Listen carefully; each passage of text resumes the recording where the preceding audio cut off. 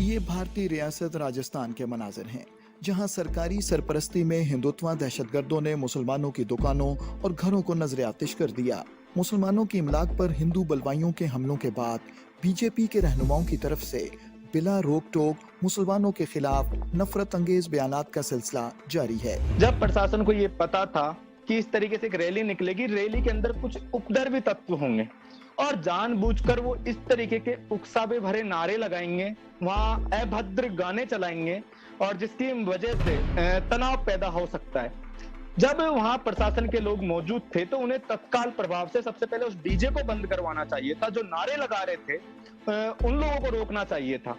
प्रशासन ने कोई इंटरफेरेंस नहीं किया, कोई रोक टोक नहीं की और उसका नतीजा हम देख रहे हैं कि क्या हालत हो रही है। अब ये तमाम चीजें होगी, दंगा भड़क गया, घरों को जला दिया गया, कुछ लोग घायल हुए, लेकिन उसके बाद की जो स्थिति बनी हुई है वो सबसे देखने लायक चीज है। हम देख रहे हैं कि जो विपक्ष का दल है राजस्थान का, उसके नेता किस तरीके से राजस्थान के अंदर कम्युनल वायलेंस करने की कोशिश कर रहे हैं, लगातार कम्युनल ट्वीट कर रहे हैं। भारत में इंसानी हुकूक के कारकुनों का कहना है कि हिंदुत्व के पैरोकार एक के बाद एक अकलियत को निशाना बनाने की पॉलिसी पर अमल पैरा हैं और ये सब कुछ सियासी फवायद हासिल करने के लिए एक सोचे समझे मंसूबे के तहत किया जा रहा है। आज भी जो पूरा का पूरा प्रयास चल रहा है, इसका मकसद दरअसल क्या है? मकसद ये सिर्फ इतना ही नहीं है कि वो मुसलमानों को डरा रहे हैं, वो मुसलमानों के बाद अगला नंबर किसका होगा?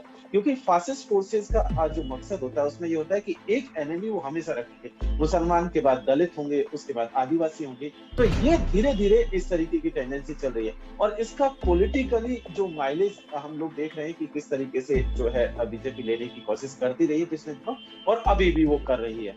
भारत में गुर्बत, बेरोजगारी और दीगर मसाइल से तवज्जो हटाने के लिए मोदी हुकूमत कभी हिजाब पर पाबंदी लगा रही है तो कभी हलाल गोश्त पर पाबंदी का मशक्क़ाखेज़ मुतालबा किया जा रहा है।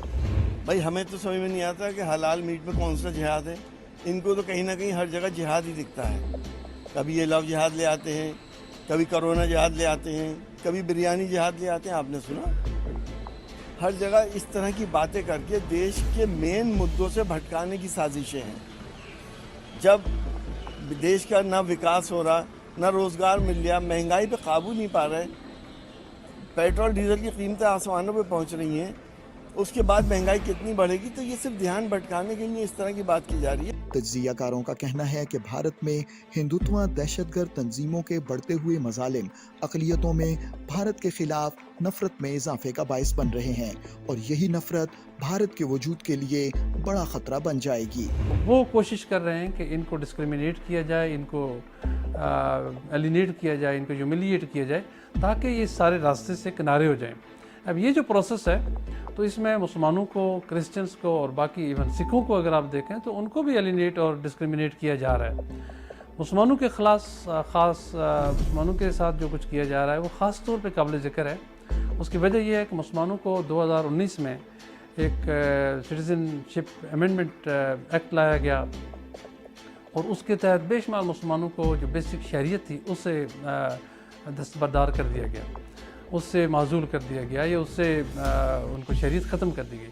फिर उसके बाद एक कंटिन्यूस प्रोसेस चल रहा है जिसमें आपने देखा कि मुसलमानों पे तरह तरह के जुल्म सितम ढाए जा रहे हैं कि वो अपनी जो मज़हब है उससे डेविएट करें, उससे इनहराफ करें कि आने वाले वक्त में जो जुल्म सितम ज़्यादा होगा, जो प्रॉब्लम ज़्यादा होंगे तो ये जो अक़लियतें उठ खड़ी होंगी। जब उठ खड़ी होंगी तो हिंदुस्तान का मौजूदा सूरत में यानी इंडियन यूनियन का कायम रहना मुश्किल हो जाएगा।